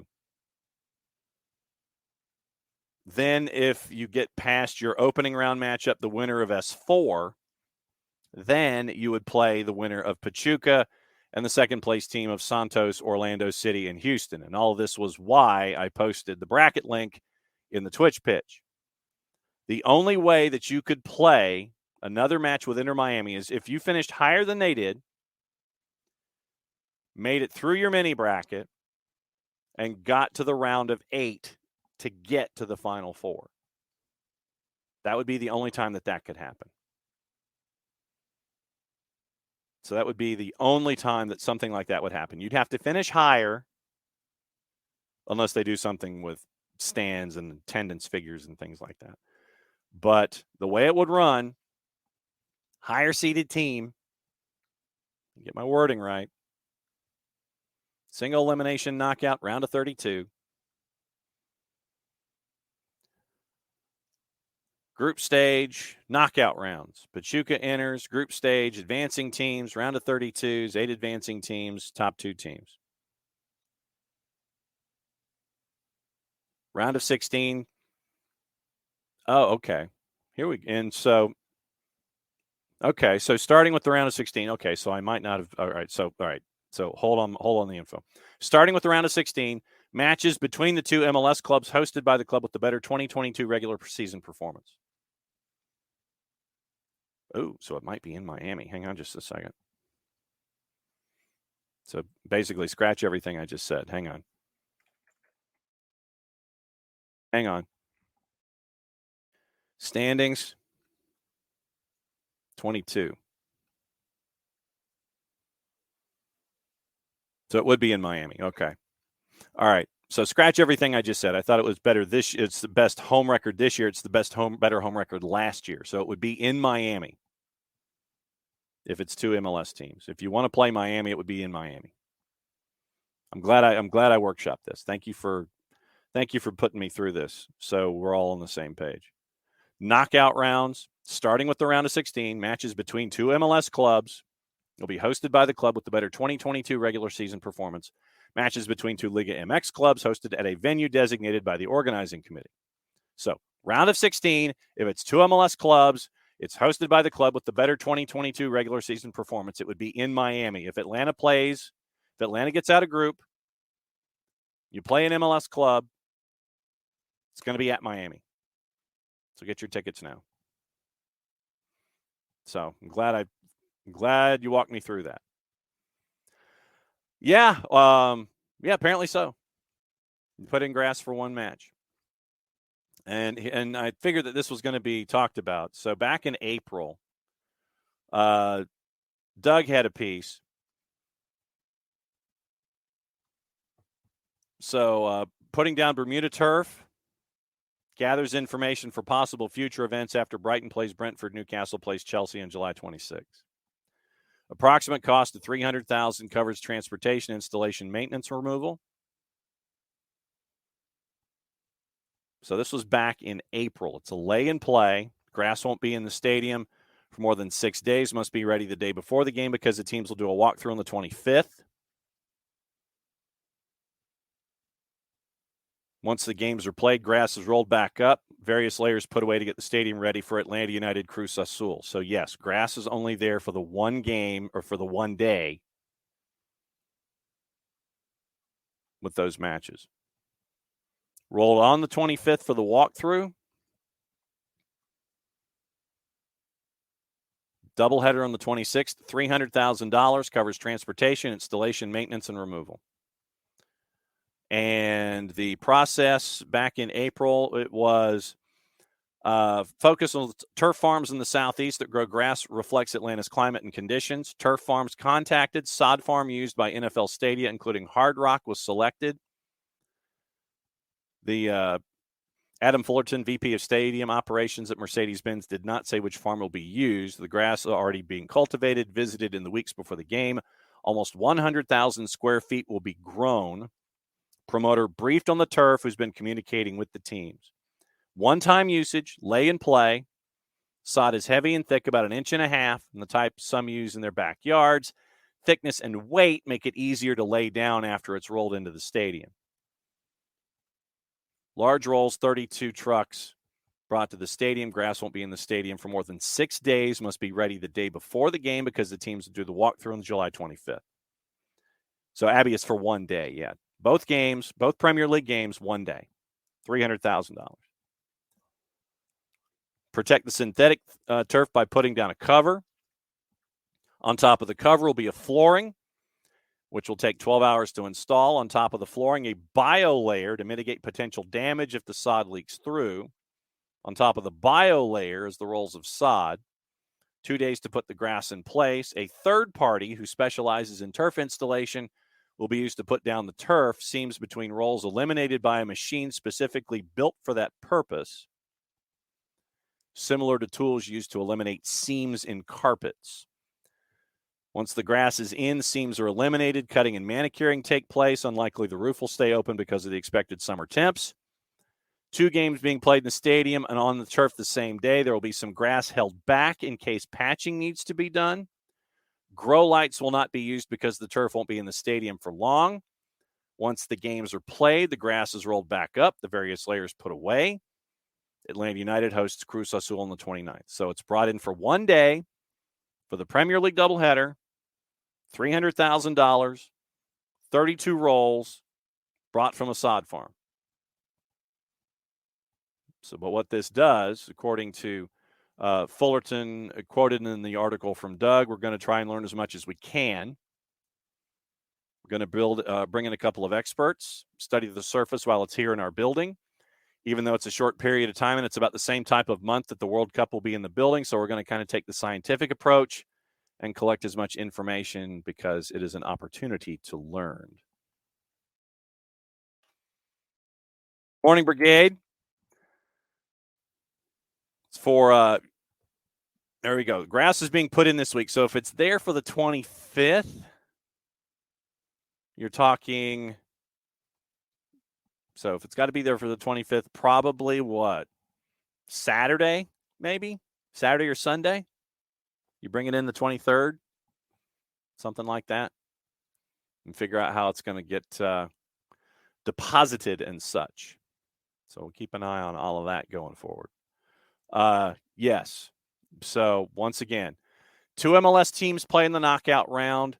Better 2022 positioning is your home team. So Atlanta United, even if they win Group S3 and Inter Messi CF finishes second in the group, 2 MLS teams play each other according to MLS. Better standing in 22. So it would be another road game in Miami. So there you go. So that's how it's laid out. Gossip, rumor, and innuendo, once again, before things left unsaid. Like I said, tomorrow we're going to, all week, we're going to be bouncing around, getting everybody ready for Leagues Cup, get you ready for Women's World Cup, all those kinds of things. Traditional traffic, you'll have all the shows on the network out this week, the USL programming. We'll get you ready for the USLW Championship that is going to be involving, once again, it's going to be Indy 11 and North Carolina FC. So we'll catch up with those folks and get you ready for that championship as well. USL Championship, USL League One, MLS Next Pro, the weekly show there will be up. We'll go back over through NPSL and get you ready for the Final Four. Probably do a show on the South Championship. Try to catch up with the 4 teams. Jared will be our voice for Apotheos. Catch you up with the other 3 that we talked about in the first hour of the show. So normal traffic with the programming that's outside of the Daily Show. Daily Show, Dylan hopefully will be joining us on Wednesday. Bart will be joining us for Women's World Cup preview because I think the first match is at 4 o'clock in the morning. Thank you, Bam. And we'll catch up with that there. Then You heard it's Thursday. Okay. So Thursday, 6 days. So Thursday is what? Thursday is the 20th. 6 days makes it the 26th. So at Inter Miami, it would be the last day. So yeah, if it's in there for a week, Thursday, Friday, yeah, somewhere in there. Did see the Luis Aruju red. Yeah, saw that. And just don't let William D possess you. Or I mean, that was, I swear, Marcelo. That was, man, just don't let it, I mean, I swear, you look at that particular play, and I looked at it and I was like, man, you don't let that happen. You do not let that happen. But, yeah, that video came out, and it was, yeah, I'm going to sit here and look at it again real quick. Yep, got nutmegged, came in. Yeah, that was rough.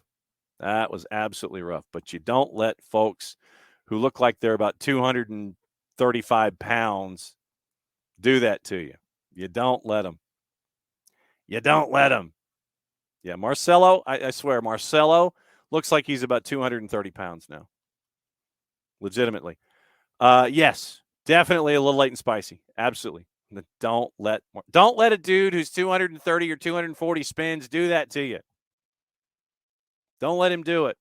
I mean, I admit that I've been watching the matches down there just to, have live TV on here in the office. I swear he looks like he's 240 pounds. Don't let him do that. He just looks like he's just lumbering around. I probably, yeah, Abby. I mean, you got nutmegged by Marcelo. I think I think if I remember correctly, he stole it from him. Marcelo stole it from Luis, and then he nutmegs him. I'm looking at it now. Absolutely nutmegged him, and then Luis got hot, came back around, and yep, he chopped at him. So yeah, you just don't let that go. You don't let that happen. Do not let that happen.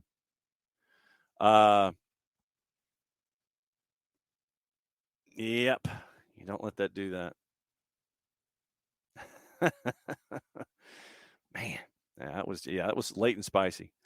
Yeah, it was his temper. Temper got to him. Brigade, what do we think? I mean, we've been talking about it a lot, but we imagine we'll be talking about it a lot more. Brigade, first off, welcome. Thanks for hanging out with us. Messi to MLS. He's got a lot of work to do. He's going to be bringing it. We always refer to it kind of as Messi and friends. Obviously, now that we're bringing in Sergi Busquets, you got to look at the DP situation. Probably going to buy down Gregory if you're going to let that happen, or find a home for Leo Campana. And now that Pizarro is heading over to AEK, you've got to figure out a DP slot. Probably buying down Gregory, or you're really just going to blow everything up, because I know that Tata Martino had said that there was a list of 4 young players that he wanted to bring into Inter Miami. And that, and this is the other part of this that's going to be really interesting, is the trickle-down effect, the knock-on effect of all of the younger players that want to come play with Lionel Messi, and you've got to figure out, okay, what can we massage and what can we navigate in this year? What can we do next year? So what can you do this year? What can you do next? And I know, shocking no one, the length of the Busquets contract and the length of the Messi contract are the same. Keeping an eye on all of that. So, Abby, hang on just a second. Let me post this particular tweet, if I can come up with the link, and I'll show you. It's the tail end of the play when it comes to Luis and getting his pocket picked. And I will, let me see if we can find it here. No, it's not a moving piece of video. Where is it?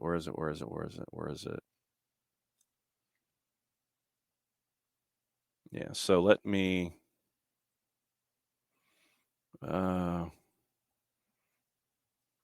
see here. Here's the tail end of that play with Luis, Abby, and you can judge for yourself. There's the play. That's the tail end of it. But yeah, the trickle down effect. What can be done this year? Who can be brought in this year? Who's going to be blown out this year when it comes to the roster? Miami's got a lot of work to do, Brigade. I mean, you look at the standings in the conference, and right now they are 12 points out of a playoff spot. 12 points out of a playoff spot. Yes, they do have some matches in hand, but they're 5-14-3, 5 wins in 22 matches. Got a lot of work to do. I'm interested in seeing what are they going to do defensively. It's great that you brought in Busquets and Messi. That's cool, but you still got to stop folks. You've given up 36 goals this year. You've given up 36 goals, and there are 2 teams in the East that are worse. You're 13th in goals allowed. And you're kind of in the middle and goals for. You're toward the bottom, actually. A lot of folks are scoring, and you are tied for next to last. 13th in goals allowed, tied for next to last in goals scored. Obviously, the idea is that it'll help out there. But how are you going to address the defense? I mean, Busquets and Messi, cool. But a back line that's got DeAndre Yedlin and Krivtsov and what it's looking like back there, they got to stop folks first. Drake Callender has done tremendous work between the sticks. He really has. But the question is, he needs help in front of him. That's the bigger thing. He needs help in front of him. You got to get that in there too. You score all the goals you want, but if you're still losing matches, you're not going to improve that 12 points, that 12-point margin that you're out of the playoff picture in currently. So that's what you're looking at. And Abby, for load in, not allowed on the field at all. Not a surprise. But yeah, Brigade, we'll talk about it. We will analyze it every single time. We will continue to talk about Inter Miami. We'll continue to call them Inter Messi. But the bigger question is they got to stop folks first. They literally have given up twice as many goals, almost. They've scored a goal a match, and they have given up 1 point. What's 22, 36, 14 over 36, 7 over 18, 8 over 18 is 1.4. So basically, they're getting outscored 1.4 to 1 every single match. They need help defensively, first and foremost. It's great. You'll be able to score, but if you still can't stop folks, you still can't stop folks. Let's see. Gossip, rumor, and innuendo before we go and see what's going on in the world. Gossip. Liverpool eyeing a deal for Calvin Phillips as Fabinho nears a move to Saudi Arabia. West Ham in talks to sign Joao Palhinha from Fulham. Eric Ten Hag willing to sell Scott McTominay to fund summer transfers. Harry Maguire posted to his Instagram that he is no longer captain. After pulling out of the race for Lukaku, Inter Milan have set their sights on Morata from Atletico Madrid and Valérien Balogun from Arsenal. Lukaku will not travel on Chelsea's preseason tour. Priority to sell him for £34 million. Interest from Juve depends on a deal between PSG and Dusan Vlahovic. And I don't know if you saw this, but Vlahovic and the Ultras at PSG, and I think this is from our friends at Yeah, PSG Ultras. This is from our friends at Football Italia. PSG Ultras have unveiled a threatening banner warning Dusan Vlahovic that they will cut his fingers off if he moves to Paris. Vlahovic will cut your 3 fingers off in Paris. Literally, that's what they said.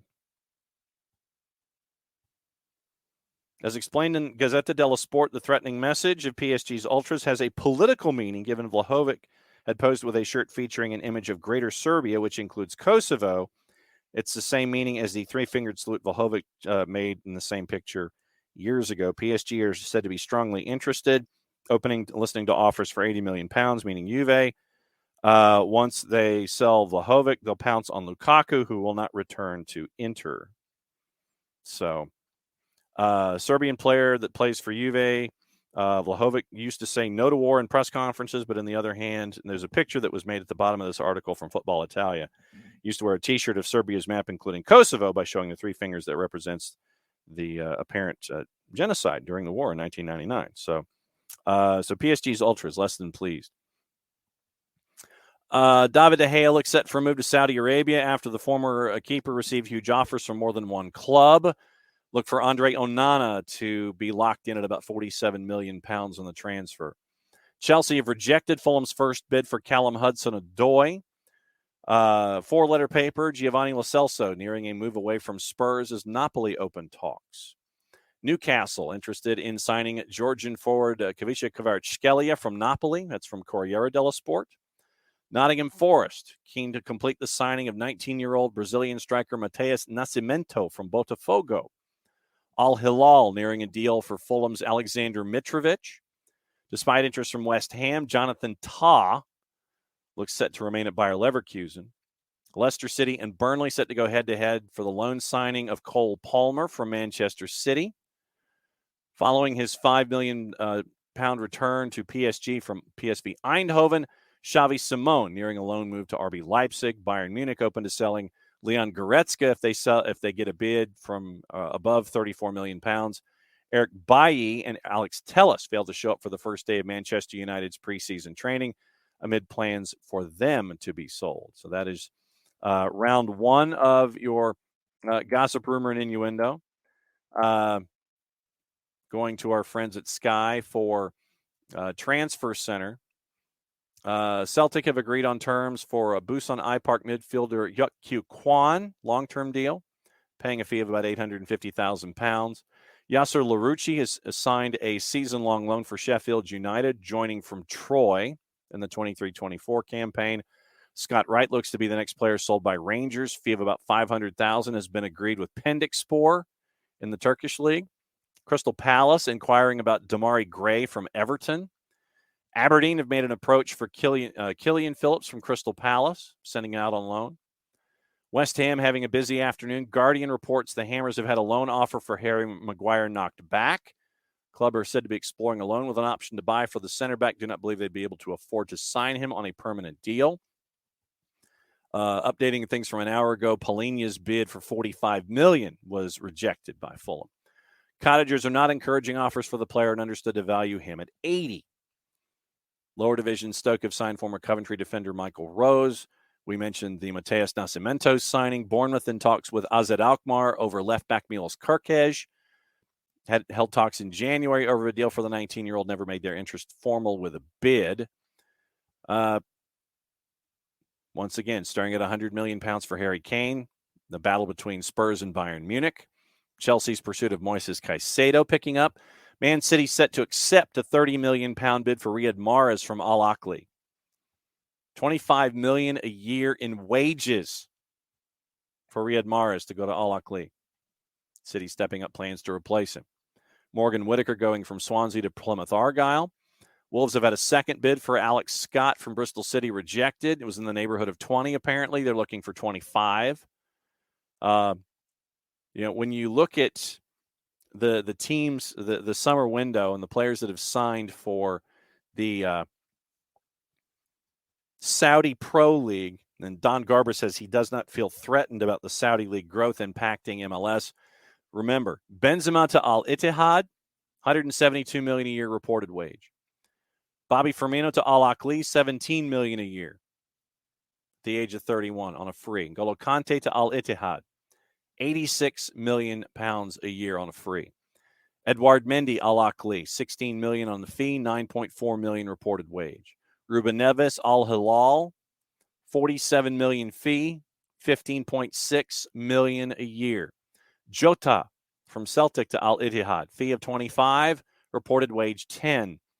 Kalidou Koulibaly from Chelsea, $17 million on the fee, $30 million on the wage. Brozovic, Al Nassr from Inter Milan, fee of $15, wage of $35. Sergei Milinkovic-Savic, Al Hilal from Lazio, fee of $34, wage of $17. That's where you are right now with fees and transfers to the Saudi League. It's a lot of money so far. Willian close to agreeing to extending his deal at Fulham for one more year. Wrapping up with I could spell soccer. Soccer on TV today. Gold TV and Paramount Plus is where you can get it. fanatisfntz.co/soccer down here. If you do not have access to like Gold TV for the fans, Tay, BN, all the BN channels, get you a lot of the activity down in South America and the activity in Africa and the Middle East as well, with all the other properties that they have that are attached. Gold TV, 6 o'clock, Uruguayan Primera, and at 4 o'clock, the Chilean Primera, Deportivo Municipal in Melgar. Paramount Plus, Argentine Primera, 5 matches today, starting at 2:30. Bonfield, San Lorenzo, 2:30. Arsenal's on at 5. Barraca Central's on at 5. 7:30 doubleheader, Newell's and Atletico Tucumán, Vélez Sarsfield, and River Plate. Brazilian Brasileiro zone at 3 and 7. Sao Paulo, Fluminense, and Goiás, and Atletico Mineiro. Remember, All-Star Skills Challenge is tomorrow. I know a lot of Atlanta United fans are sitting there going, how long has the Saudi League? Okay, so how long has the Saudi League been around? We will find that out before we go. I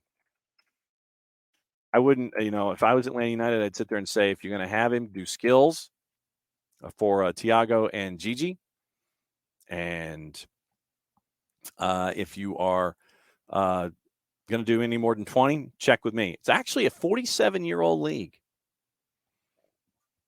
Started in 1976. Did not know that. So Al Hilal has the most championships with 18. Al Ittihad won their 9th title. They are the current champs. So 1976. But until now, they've really started splashing the cash once again as a part of their Vision 2030 project. So keep an eye on that and all the other kind of stuff that's going around. So we will continue rolling on, and we will look at playoffs in USL League 2. We're trying to track down a former player here in the Atlanta area to talk about the USL League 2 playoffs. Once again, you'll have your programming USL Championship, USL League 1, USLWs down to their final, NPSLs into their playoffs, like full bore, to determine who's going to make it to the Final Four. That's going to be Friday and Saturday this week. We'll catch up with folks in the Southern Conference to figure out who's chasing after the title there. Apotheos, Naples, Southern States, and Brownsville. We'll catch up with all 4 of them if we can get them squared away. We'll catch up. We'll see if we can get Lucas Panzica to come on this week to talk about things up in Nashville and all the other stuff that is going on as I sit here and look at all of my notes for the week. So thanks for hanging out with us on a Monday. We'll talk about whatever you guys want to talk about, whether it's Atlanta United, whether the twos. Yes, have Thiago do the crossbar challenge. I know Gillespie came up big at the tail. Man, limited minutes, especially with Gigi and that hamstring. So make sure that he's 100% for Leagues Cup. So once again, thanks everybody for hanging out with us here on a Reaction Monday. We'll do it again tomorrow morning, 9:05, and we'll be doing it all week long. Probably 9 o'clock start on Friday, just so we can catch up with our friends with Atlanta United 2 before the Twos take on Hunt City on Sunday. So that's another Monday here at SDH. Thanks for hanging out with us, however you have done so. Since it's the end of the show, you know what that means. It means I get to do this. We'll be back at it again, 9:05 tomorrow morning. Thanks for hanging out. Unless, of course, I hit the wrong thing. How about this?